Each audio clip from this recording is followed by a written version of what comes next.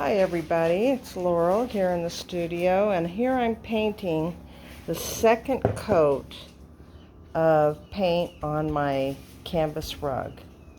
And as you can see, it's a different color. So what I noticed was that of this tint, I had maybe half a can, and I knew that that would not be enough for the 3 coats that I usually put on my canvas rugs.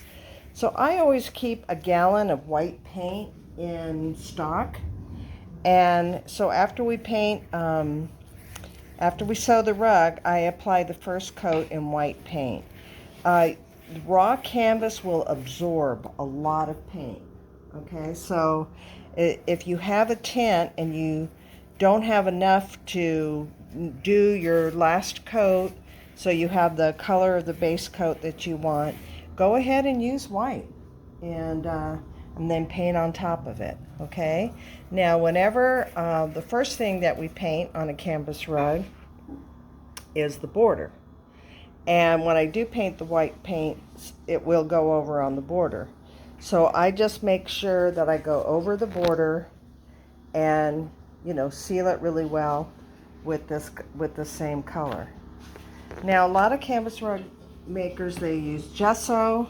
I think gesso's expensive. Maybe it gives a really nice texture, but I've always used house paint and it works really well, and it's, more economic.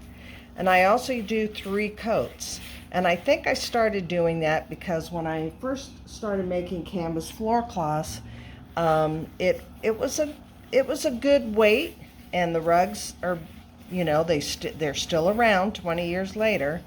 So, but I felt that 3 coats gave it more strength and durability.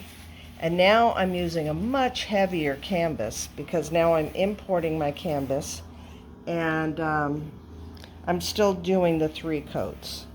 But you don't always have to do the 3 coats and the base coat that you want. You can always start with white. You can even go 2 coats of white and then do the very last coat in the color that you want on your base coat.